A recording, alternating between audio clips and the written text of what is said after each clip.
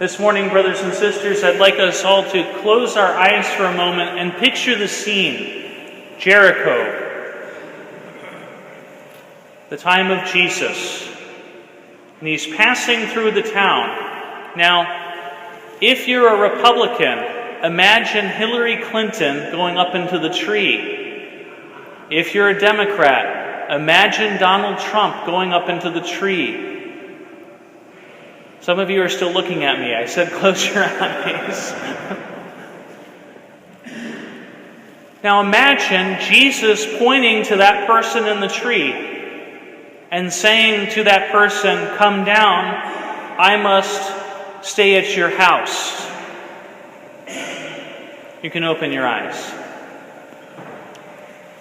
If you were a little scandalized at the idea of Jesus picking out that person, then you know exactly the scandal of the Pharisees. You know why they were upset at Jesus.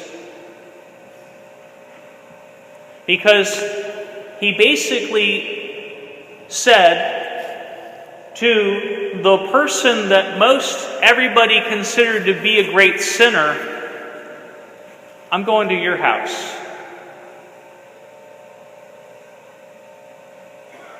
I'm going to visit you.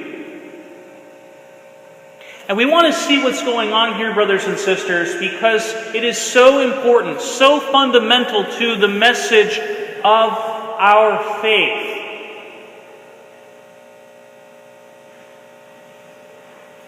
Jesus doesn't go to Zacchaeus' house because Zacchaeus gets all religious and does 20 novenas. He doesn't go to Zacchaeus' house because Zacchaeus is at Mass every single day. He goes to Zacchaeus' house and literally he stops in a place he intended to pass through because he found somebody who was hungry and who was looking to accept him.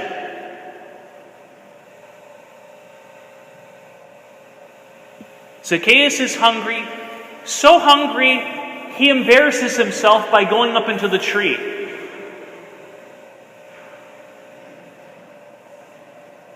And then we see what happens.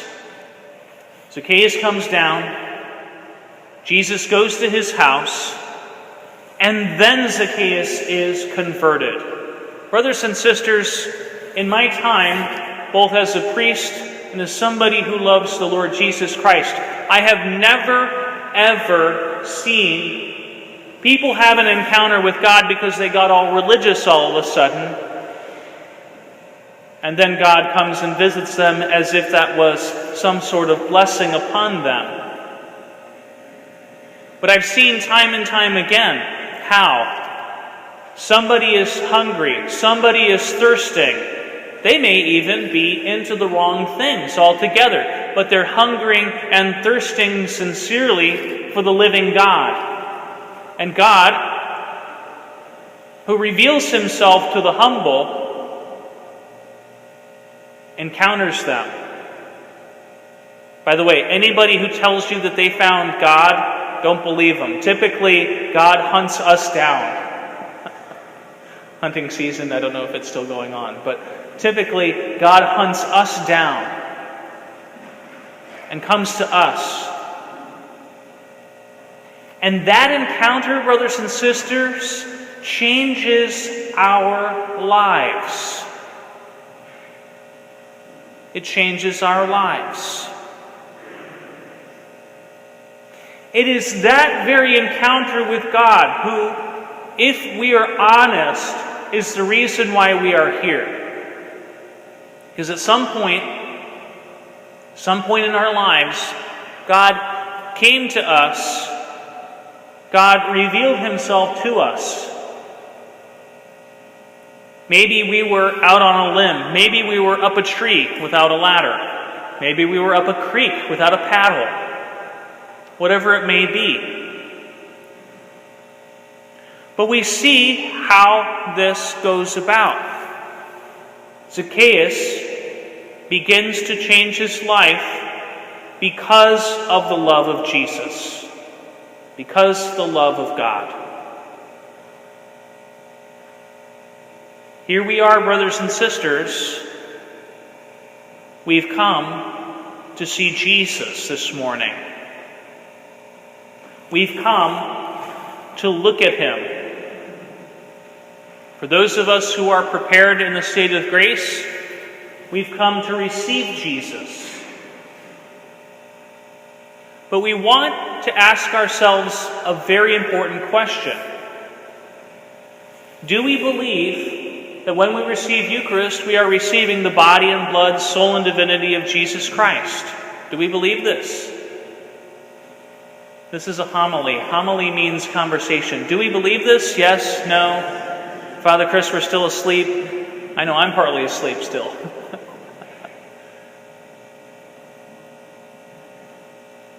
So maybe there are some of us who haven't known that love. St.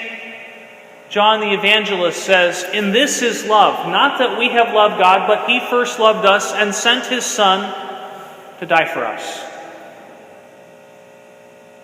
And this is love. It is that encounter with the Lord Jesus Christ. It is that first love of God, which is the reason for our joy. It is the reason for our being here. And it is the reason why we go forth from here to reach others. Jesus' presence changes the heart of Zacchaeus. Jesus doesn't preach a sermon to Zacchaeus. Jesus doesn't lay into Zacchaeus. Jesus simply loves Zacchaeus. How many of you have ever been to this or another church on Good Friday? Raise your hands. Okay. Something odd happens on Good Friday. We walk into our churches and we're used to sensing the presence of Jesus Christ in the tabernacle, but we walk in and we notice something's missing. The place, even though it's still full of all the normal things, feels empty. Right? Okay, good, you're with me. So what does that mean? That means that the presence of Jesus Christ here in this tabernacle changes the entire atmosphere of this church. That when you have Jesus in the tabernacle here, the presence of Jesus permeates this place. Jesus Christ is present in the tabernacle in the Eucharist. Body, blood, soul, and divinity. Yes? Yes. Good. Okay, we're Catholic. All right. When you receive Jesus, body, blood, soul, and divinity, does it stop being his body, blood, soul, and divinity? No. So imagine, brothers and sisters, about 150 or so tabernacles leaving this place and going forth into our town. Down to Stop and Shop, over to IGA, to the post office when it's open later this week, down to Walmart, in our homes, at the gas station. The presence of Jesus in a tabernacle that can walk and simply be present to change the atmosphere wherever one goes. It could be at Gilbert or Northwestern. It could be at St. Anthony's School. It could be wherever. Because this is what God is calling us to. We have, brothers and sisters, to be very careful to remember God's love for us and how he first came to us. Because when we remember that, we stay away from the camp of the Pharisees. What do I mean by that? Sometimes, brothers and sisters, if we Catholics forget that we're just like Zacchaeus, people who were hungry for God, and God finally decided he was going to show us his goodness and his love, we can get critical like the Pharisees. And we could say, I won't go near that place because the people there are X, Y, Z. And yet, maybe God is calling us to be that presence right there. When I was on retreat last week, I should say the week before now, I met a gentleman by the name of Leif. He's Norwegian, Leif. We might say Leif, like Leif Erikson, but his name is actually Leif. L-E-I-F. Leif is an older gentleman, older than me. And he works with Muslim leaders, political leaders in Pakistan. And as a Christian, he simply loves them as Jesus would love them. He knows he can't preach to them the gospel because the minute he begins to preach to them, that's it. He's lost any influence on them. They will cut him off immediately, if not kill him when he goes to Pakistan. But as he is with these folks, he asks the Lord to release his love, to just release his peace through him. And he shared a story with us about how he had one of these political leaders in his apartment. And of course, he put up on the top shelf of his bookcase both the Bible, in which he really believes, and the Quran, simply to honor the Muslim faith of the leader, even if Leif himself doesn't believe in the Quran. Simply to honor, simply to show that he doesn't have an agenda right now. He's just called to love. And he shared with us how he sat in this apartment with one of these leaders, and Leif just was silently praying, and the guy begins to shake a little bit and ask, "What's going on?" He began to feel peace. Later he tells Leif, "A voice came to me and said that you are my spiritual father." So far, Leif hasn't mentioned to him about Jesus yet, hasn't preached to him yet, because he knows he has to wait on God. For when that man begins to ask the questions, "What is this? Can you explain to me something?" then he can begin to proclaim the gospel. But the first things first. So they're looking to go to the airport one day, and the guy is supposed to get back to Pakistan, and Leif knows he's got to get him to the airport, he's got to get him through security and all that, and they're a little pressed for time. And the leader says, no, I want to go back to your apartment. I want to sit in that chair again. So, a little worried about time, he takes him there and just prays again, silently. The people in Pakistan with whom he has relationships have begun to call him an ambassador of love. And as I was listening to this, I couldn't help but think about St. Francis of Assisi and how he instructed his friars that if anybody was to go amongst those who do not believe, the first thing that they are to do is simply to be their friends, to love them. That's the first. With no agenda, to love them.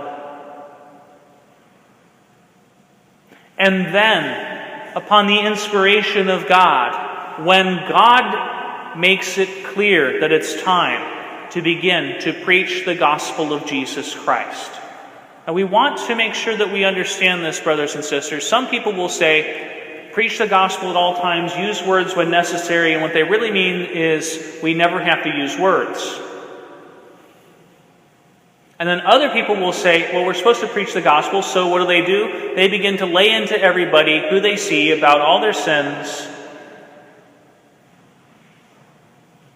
and they misrepresent Jesus.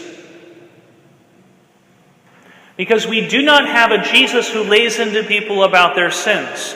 He does hate sin. Don't get me wrong. Because we also don't have a Jesus who just pats everybody on the head and says it's all okay. If it was all okay, why did he die on the cross? It's not all okay. But what we see here is a Jesus who is ardently in love with people. Ardently in love with people. And who knows that when love is present, it conquers all. It conquers all. Zacchaeus encountered that love. And then he could meet Jesus Christ, the Son of the living God, the second person of the Holy Trinity, God from God, light from light, true God from true God. He could set aside all of the things that he thought would fulfill him and begin to entrust himself to one who showed himself such tremendous love.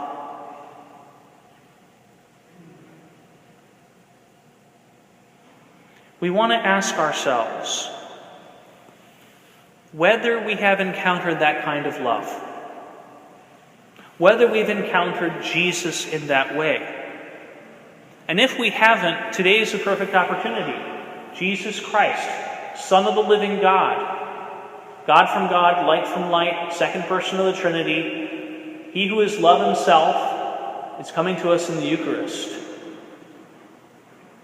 He's coming to us in the Eucharist. And we can ask him to shake loose within us anything that's holding us back from encountering him. We say it at every Mass. Only say the word, and my soul shall be healed. God does will it. Do we will it? Do we want it? And if we do, we want that love of Jesus to change our outlook on how we look at the world. Because let's face it, brothers and sisters, sometimes we as Catholics, and I'm not saying it's everybody, but sometimes there are those examples of Catholics who are so quick to judge and condemn everybody else, no one would want to be a Christian.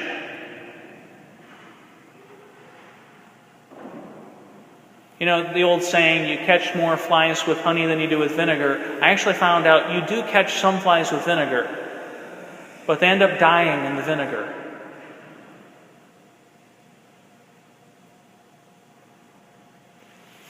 With our renewal of our encounter with Jesus today, he's asking us to be his presence, to go find the Zacchaeuses.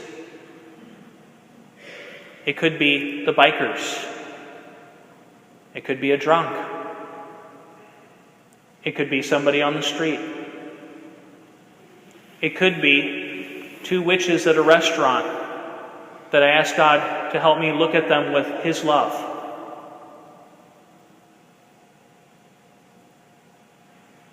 Whoever it may be, it is imperative to us. Now, I shared this story about Leif last night, and then somebody afterwards said to me, "Isn't it so great what Father Leif is doing?" I said, No, he's not that kind of a priest. He's not that kind of a priest. He's a priest of his baptism. Actually, it turns out he's not Catholic. The point is this, though, he's still preaching Jesus Christ. He's still bringing many people to know the love of God the Father.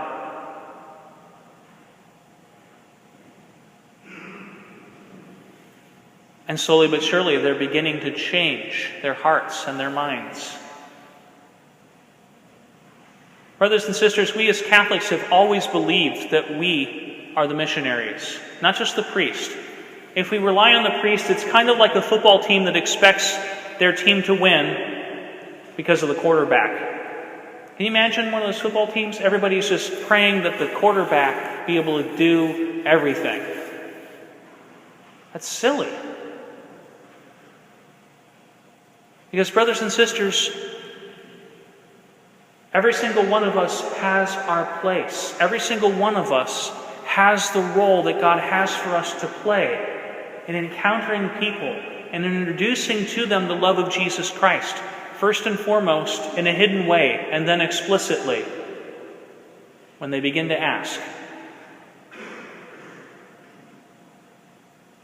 So if we look at our society and we say, if only we can get so-and-so elected, everything's going to change, we've got the wrong idea. Besides, who's in charge of this planet? Politicians or God? And God already has a plan for this world. He already has a plan. He is doing something about it.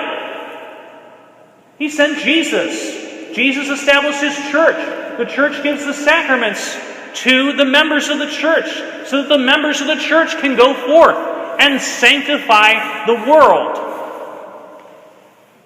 But for too long, we have said that the priesthood of the baptized, isn't it nice? Pat you on the head, you can be an extraordinary minister of Holy Communion. Isn't it nice? Pat you on the head, you can be a lector. Don't get me wrong, I'm glad that people are helping me. Don't get me wrong. But that's not the end of it. That's not the extent of it. If that were the extent of it, this would be one big navel-gazing circle.